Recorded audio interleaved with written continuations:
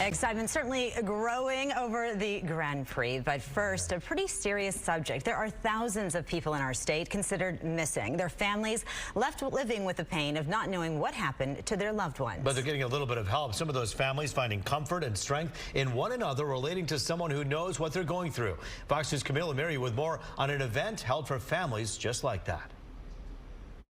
There are right around 4,000 missing people in Michigan at any given time. On Thursday, honoring the missing at Madonna University. At the 13th annual Missing Persons event, it's about raising awareness, lending support, and getting the stories out there.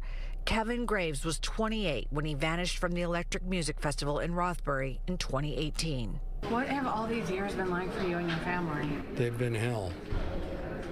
Especially for my wife and I, because he called his mother every day, called his sister every day. Kevin's niece Alexis decided to major in forensic science because of her uncle's disappearance.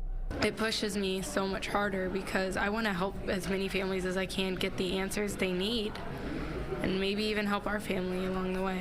Founded in 2010, the Missing in Michigan Association connects the families of missing persons to law enforcement agencies. It also connects them to people who understand because they are going through the same thing. And contrary to what some may think, not every missing persons case ends up being a homicide. Some of our missing people that go missing are high-risk people. They lead high-risk lifestyles. Those are the ones it takes a little longer to figure out if they're a foul play case or if they're just taking a break. In Livonia, Camila Mary, Fox 2 News. And right now, a news alert is affecting the evening commute. A serious crash has shut down a stretch of I96 on Detroit's west side. It appears a car collided with a truck carrying a trailer full of wood pallets on the westbound I96 service drive at Schaefer. Well, the truck driver lost control and smashed through a fence, ending up on the embankment of westbound I96. We're told people were injured, but the extent of those injuries just isn't clear right now. But a hazmat crew has been brought in because the truck was leaking fuel. A judge lowers the bond of a clerk charged in a deadly gas station shooting in Detroit.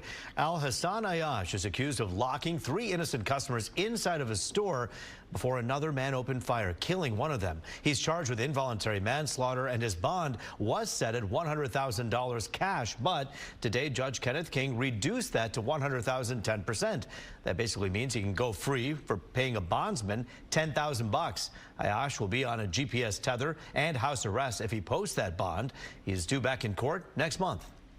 And 2 people are injured after a 3-alarm fire at an apartment complex on Detroit's east side. Black smoke could be seen coming from the Alden Towers on East Jefferson near Van Dyke this morning, just after 7. We're told the fire started on the 6th floor. One tenant tells a terrifying story of how she and her family narrowly escaped.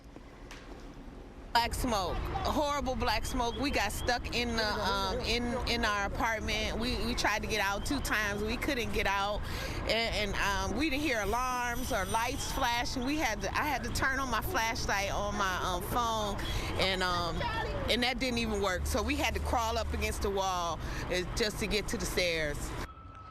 Thank goodness they were able to get out. 2 people were treated at the hospital for smoke inhalation.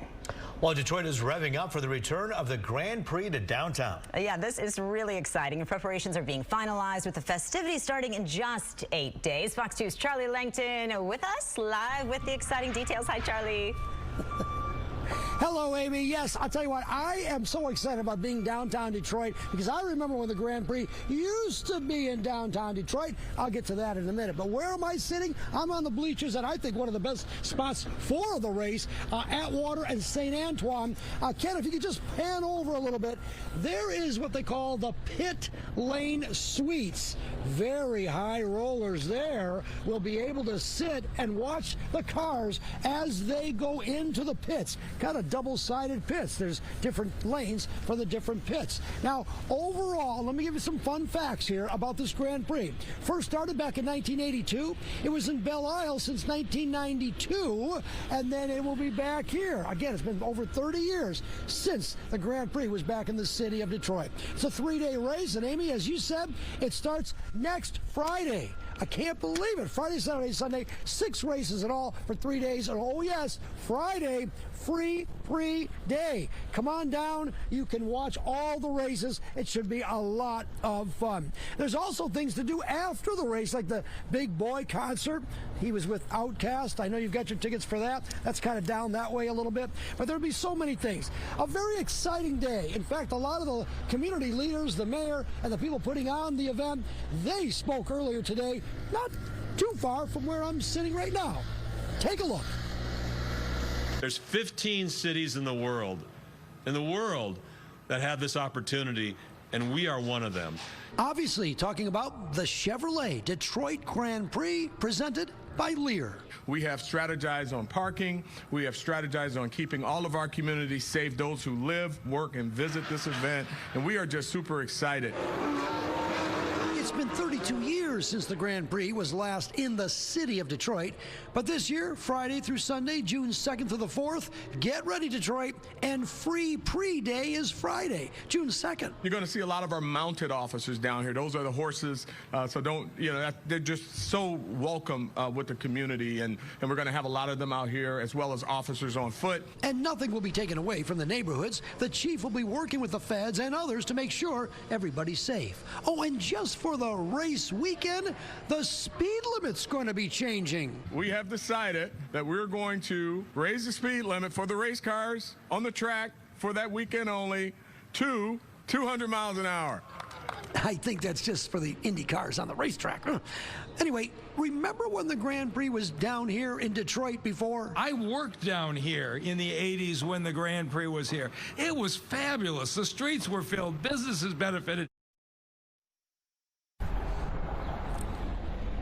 I worked out here in the 80s as well. I was practicing law, and I tell you what, a lot of the judges would cancel court on Friday because it was just too loud. All the cars here, the Grand Prix, it was a lot of fun. And you can bet that it's going to be a lot of fun a week from today, tomorrow, actually. I can't believe it, 3 days. And by the way, if you think you're going to not have, you're going to have a problem, with that, well, look at all of them. There you go.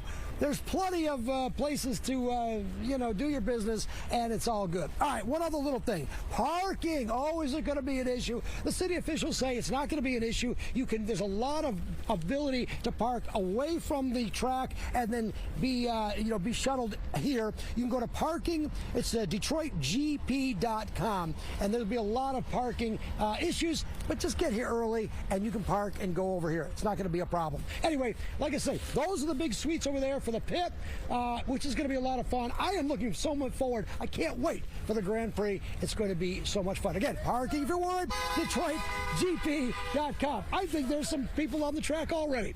I'm going to send it back to you. Again, 3 days. It's going to be fun. It starts a week from tomorrow. I'll send it back to you guys.